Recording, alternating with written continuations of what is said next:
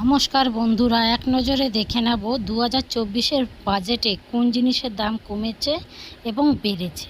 আপনারা আমার এই চ্যানেলটিতে নতুন হয়ে থাকলে একটি লাইক করে সাবস্ক্রাইব করে পাশে থাকা বেল আইকনটি ক্লিক করে দেবেন নিত্য নতুন ভিডিওর নোটিফিকেশন পাওয়ার জন্য। দেখুন কী বলছে, কিসের দাম কমেছে, বেশি দামে কিনতে হবে কোন কোন জিনিস, এক নজরে বাজেট। নরেন্দ্র মোদী সরকার কেন্দ্রে তৃতীয়বার ক্ষমতায় আসার পর মঙ্গলবার পূর্ণাঙ্গে বাজেট পেশ করা কেন্দ্রীয় অর্থমন্ত্রী নির্মলা সীতারামন একাধিক জিনিসের ওপর কর তুলে নিয়েছে। বাজেট ঘোষণা করেছে অর্থমন্ত্রী নির্মলা সীতারামন। একাধিক জিনিসের ওপর কর ছাড় ঘোষণা করেছেন তিনি।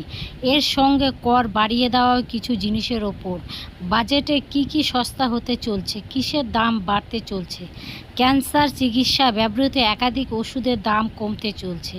3টি গুরুত্বপূর্ণ ওষুধের ওপর থেকে কর তুলে নিচ্ছে কেন্দ্র সরকার। ফলে ক্যান্সারের ওই সব ওষুধের দাম কমতে পারে বলে মনে করা হচ্ছে। মোবাইল ফোন, মোবাইল চার্জার এবং মোবাইলের সরঞ্জামের দাম কমতে চলছে। কত পার্সেন্ট? 15%। ফলে আগের চেয়ে সস্তায় মিলবে আপনাদের মোবাইল এবং তার জিনিসপত্র। তো বন্ধুরা বুঝতে পারছেন, মোবাইলের দাম কিন্তু কমছে, সঙ্গে কমছে সোনা রূপোর দাম কমছে। মঙ্গলবার নির্মলা সীতারামন জানিয়ে দিয়েছে যে সোনা রূপোর দামও কিন্তু কমছে।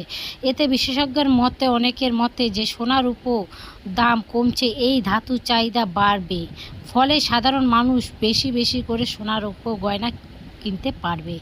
এর ফলে মূল্যবান ধাতুর পাচারের চক্র অনেকটা শিথিল হয়ে যাবে বলে দাবি অর্থমন্ত্রীর। নতুন ব্যবস্থা, আয়কর ছাড়ে ঊর্ধ্বসীমা বাড়িয়ে দিলেন নির্মলা সীতারামন। দেখে নিন কী দাঁড়াচ্ছে নতুন কাঠামোতে।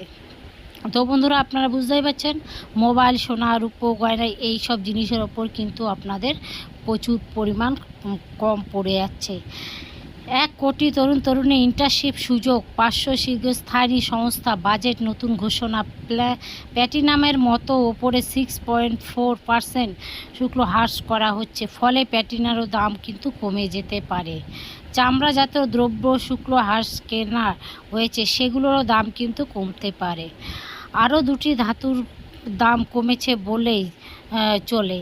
নিকেল এবং তামার ওপরও সাধারণ কর তুলে নিয়েছে সরকার। ফলে এই 2 ধাতুর দাম অনেকটাই কমে যাবে বলে মনে করা যাচ্ছে। এছাড়া 25টি গুরুত্বপূর্ণ ধাতুর উপর থেকে পুরোপুরি কর তুলে নিয়েছে। সোলার প্যানেল তৈরির জন্য ব্যবহৃত জিনিসের ওপর থেকে কর তুলে নিয়েছে সরকার। সোলার প্যানেল তৈরি করার জন্য যে পত্র সরঞ্জাম প্রয়োজন হয় তার ওপর থেকেও কিন্তু সরকার কর তুলে নিচ্ছে। সামুদ্রিক মাছ এবং সামুদ্রিক খাবারের দামও কিন্তু কমে যাচ্ছে। বাজেটে কিছু জিনিসের দাম বৃদ্ধি হয়েছে। কী বৃদ্ধি হয়েছে? টেলিগ্রামে যোগাযোগ সরঞ্জামের ওপর এতদিন 10% কর নেওয়া হতো, একবারে বেড়ে গিয়ে 15% কর কিন্তু নেওয়া হবে বলে জানায় অর্থমন্ত্রী। প্লাস্টিকের বিভিন্ন জিনিসপত্রের দাম কিন্তু বৃদ্ধি পেয়েছে। প্লাস্টিকজাত জিনিস কিন্তু দাম বেড়েছে। প্লাস যোগাযোগের যে সরঞ্জাম জিনিসগুলো রয়েছে তার আগে কর নেওয়া হতো 10%, এখন কিন্তু সেটা বেড়ে দাঁড়ালো 15%। তাছাড়া কী বাড়ছে? প্লাস্টিকের জিনিসপত্রের দাম কিন্তু আপনাদের বেড়ে যাচ্ছে। এই বিষয়ে আপনাদের কী মতামত আমাকে কমেন্ট বক্সে অবশ্যই কমেন্ট করে জানাবেন এবং আমার এই ভিডিওটি বেশি বেশি করে শেয়ার করে দেবেন এবং চ্যানেলটিকে সাবস্ক্রাইব করে দেবেন, লাইক করে দেবেন, পাশে থাকা বেল আইকনটি ক্লিক করে দেবেন নিত্য নতুন ভিডিও নোটিফিকেশান সবার প্রথম পাওয়ার জন্য। Thank you.